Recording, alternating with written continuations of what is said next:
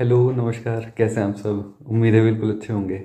आज काफ़ी टाइम बाद वीडियो लेके आ रहा हूँ और आज का दिन भी इम्पोर्टेंट है क्योंकि बजट जो आने वाला है आज 1 फरवरी 2022। और ये बजट जो हर साल बजट आता है, इन बजट से कुछ खास अलग रहने वाला है। क्यों रहने वाला है ये भी आपको बता देते हैं।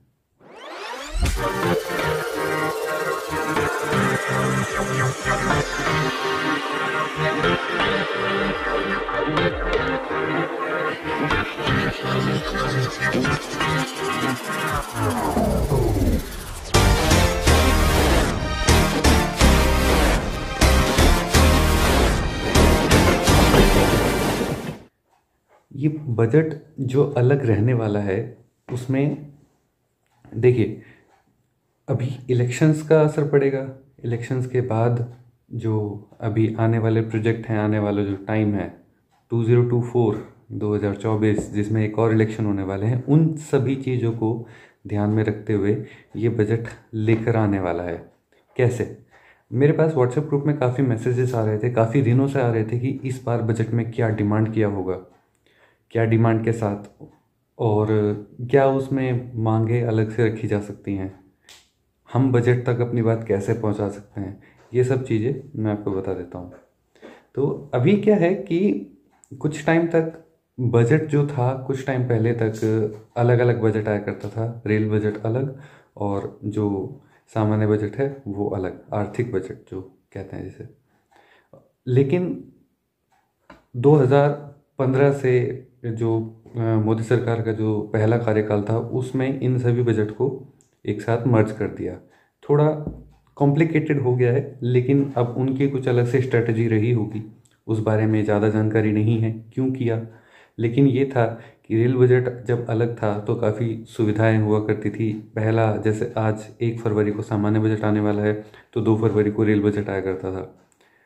तो ये कुछ चीज़ें इसमें अलग थी। शेयर मार्केट भी इस चीज़ से काफ़ी ऊपर जाता था। अब इसमें क्या है कि सामान्य बजट में रेलवे बजट जो है वो अलग से जो पेश किया जाने लगा है, उसमें कुछ दिक्कतें इस तरह आती हैं कि सबसे पहली बात, लोग सभी नज़र गड़ाए बैठे रहते हैं, जो रेल प्रेमी हैं, जो रेलवे से जुड़े हैं, जो आसपास लोग हैं कि हमें रेल बजट में क्या मिलने वाला है। उसमें इस तरह की घोषणा की नहीं जाती। उसमें घोषणा ये की जाती है कि किराए में कितनी बढ़ोतरी हुई, पहली बात। दूसरी बात ये कि उस बजट में किस प्रोजेक्ट को कितना मिला, ये चीज़ नहीं दी जाती। जैसे फॉर एग्जांपल ऋषिकेश कर्णप्रयाग को कितना और पैसा मिला है, ये चीज़ उसमें नहीं दी जाएगी। उसमें दिया जाएगा तो क्या कि डबल लाइन प्रोजेक्ट्स को इतना पैसा मिल गया, सिंगल लाइन प्रोजेक्ट्स को या फिर नई लाइन प्रोजेक्ट्स को इतना पैसा मिल गया, ये अलॉट कर दिया जाता है। रेल बजट में कुछ प्रमुख लाइनों की डिटेल इसमें दे दी जाती थी जो पहले रेल बजट आया करता था, लेकिन इस बार ऐसा कुछ भी नहीं किया जाता। जो अभी हमारी इंटरिम बजट की जो वित्त मंत्री जो हैं निर्मला सीतारमण जी, वो ही ये सारा बजट लेके आती हैं। पहले रेल मंत्री जी अलग से अपना रेल बजट एक लेके आते थे, जो कि एक अच्छी चीज़ थी। अब इसमें क्या है कि single line, double line, electrification, इन सब का एक साथ बता दिया जाता है कि इन सब चीज़ों को इतना पैसा मिलेगा। ये तो रही एक बात कि रेल बजट में आएगा क्या।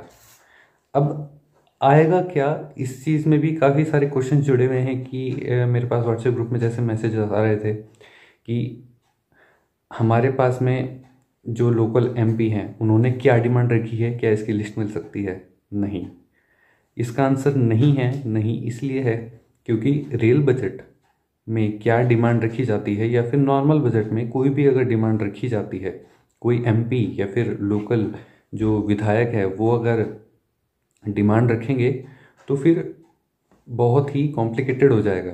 फिर भी मैं इसको थोड़ा सा आपको बता देता हूँ।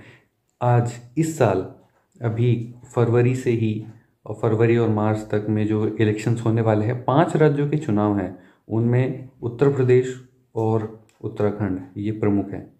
ये मेन 2 राज्य हैं। तो सपोज दैट अगर इन 5 राज्यों में चुनाव है तो गवर्नमेंट इन 5 राज्यों के लिए प्रमुखतः मेनली 60% बजट इन्हीं को अलॉट करेगी। सामान्य बजट में तो आएगा ही, जो आएगा वो आएगा, उसको आप अलग रख दीजिए। वो तो ये है कि एक मेन बजट है, पूरे देश के लिए आना ही आना है। लेकिन रेल बजट की अगर मैं बात करूं तो इन 5 राज्यों में 60% रेल बजट का, टोटल इनकम का 60% इसमें लगेगा, बाकी 40% अदर प्रोजेक्ट्स को दिया जाएगा। ये सब इलेक्शंस की बातें हैं। इलेक्शन का ऑब्वियसली इस पर असर पड़ता है। सेकंड, इलेक्शन के बाद जो चीज़ आती है वो ये है कि अब कौन सा, किस एमपी ने क्या डिमांड रखी है। देखिए, 3 महीने पहले तक जो डिमांड है वो डिमांड रख दी जाती है। 3 महीने पहले तक जब सभी को, रेल मंत्रालय को पता है कि इन राज्यों में चुनाव होने हैं, उस राज्य में चुनाव को लेकर उस राज्य के प्रोजेक्ट को देखे जाते हैं, प्रोजेक्ट के हिसाब से उसमें अलॉट हो जाता है, तब ये बजट आगे निकल पाता है। यानी कि आप मान सकते हैं कि इस बजट की तैयारी अब से 3 महीने पहले तक कंप्लीट हो चुकी थी, तब जाके अब ये धीरे धीरे एक ऑन पेपर लिखकर अब आज एक संक्षिप्त रूप में, एक बहुत छोटे रूप में बजट आज पेश किया जाना है। अब आप, कुछ लोग कहते हैं व्हाट्सएप ग्रुप में, बहुत काफ़ी लोगों ने डिमांड रखी है, मैं नाम नहीं सार्वजनिक करना चाहूँगा, कि हम बजट में अपनी बात कैसे पहुँचा सकते हैं। एक, देखिए, बजट तक अपनी बात पहुँचाना कोई आसान चीज़ नहीं है। अब पहला तरीका, आप अपने लोकल जो आपके एमपी या फिर एमएलए हैं उनके थ्रू पहुंचा सकते हैं, अगर वो इस चीज़ में एक्टिव हैं तो। सेकंड, आप ऑनलाइन आरटीआई डालकर ये पूछ सकते हैं, आरटीआई के थ्रू भी पूछ सकते हैं कि इस बार बजट में क्या आने की उम्मीद है। क्योंकि आरटीआई जो राइट टू इन्फॉर्मेशन है, सूचना का अधिकार, वो हमें इस चीज़ का हक देती है। हम पूछ सकते हैं कि इस बार बजट में किन किन राज्यों को या फिर किसी एक स्पेशल राज्यों को ही क्यों, ऐसा क्यों है। इलेक्शंस हैं, एक्सेप्टेड, बट समान अधिकार भी होना चाहिए। ऐसा नहीं है कि इस साल का 60% रेल बजट जो है, जो मेन इलेक्शन है उनमें जा रहा है, बाकी का 40% अदर स्टेट्स में जा रहा है। ये चीज़ें पूछी जानी चाहिए। 2 तरीके। तीसरा तरीका, आप लोग आवाज़ उठा सकते हैं, खुद में एक ग्रुप बनाकर अपने लोकल जो आपके एमएलए हैं उनको साथ लेकर आप जा सकते हैं।